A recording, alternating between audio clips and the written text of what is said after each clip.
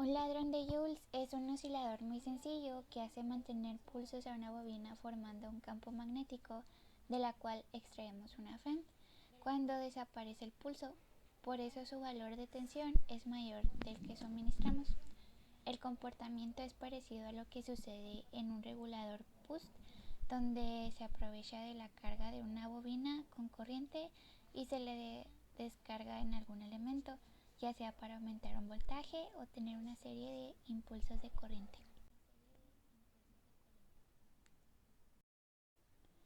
Para poder realizarlo vamos a necesitar una resistencia de 1 kΩ, una luz LED, un toroide de ferrita, un cable delgado, un transistor NPN, una batería de 1.5 volts, soldador y estaño.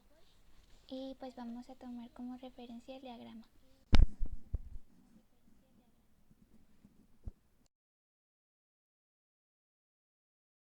Vamos a necesitar un toroide de 4 entradas, un toroide de ferrita de 4 entradas, y vamos a conectar dos extremos del toroide como se ve en la imagen. Después vamos a conectar la base del transistor, que es la pata central, con la resistencia y el colector, la pata más alejada de la muesca. Lo conectamos al lado de donde juntamos los dos cables del toroide. Después los dos cables unidos del toroide van conectados a la parte positiva de la pila. La pata del emisor va conectado al polo negativo. Después vamos a conectar la luz LED. Esta va a ir conectada entre el emisor y el colector del transistor. La pata corta va a ir al emisor y la pata larga al colector.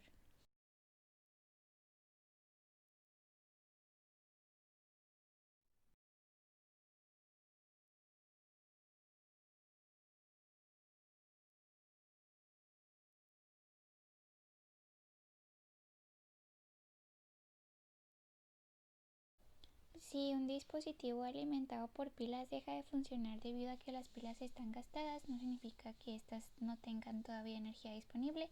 Lo que suele significar es que la tensión que suministran las pilas ha bajado de un cierto límite que el dispositivo necesita. El ladrón de joules es un circuito oscilante que funciona como amplificador de tensión. Transforma una tensión continua pequeña en una serie de pulsos de alta frecuencia a una tensión mayor. Consigue así aprovechar mucha energía de una pila aparentemente sin ella. En la figura que se muestra en la diapositiva, esta representa el esquema de un ladrón de joules. En una parte del ciclo, la energía de la pila se almacena en la bobina B2. En esta parte del ciclo, el LED está apagado.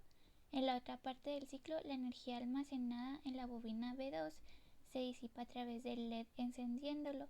El transistor actúa como conmutador, dando lugar a la oscilación del circuito.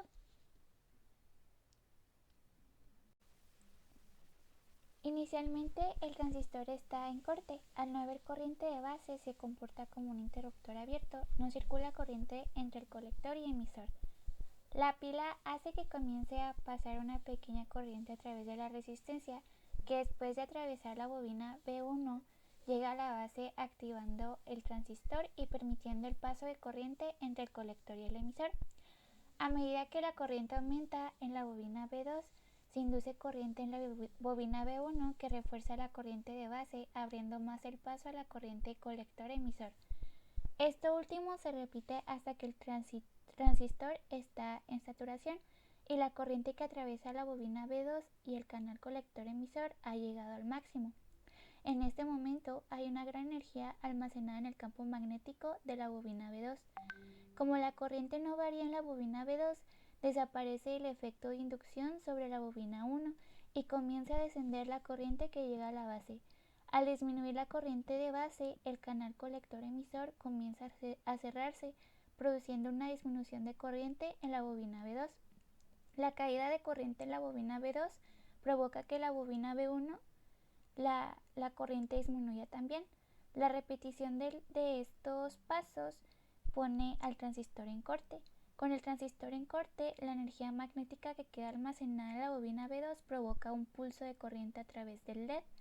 Una vez que la energía de la bobina se ha disipado, todo comienza de nuevo.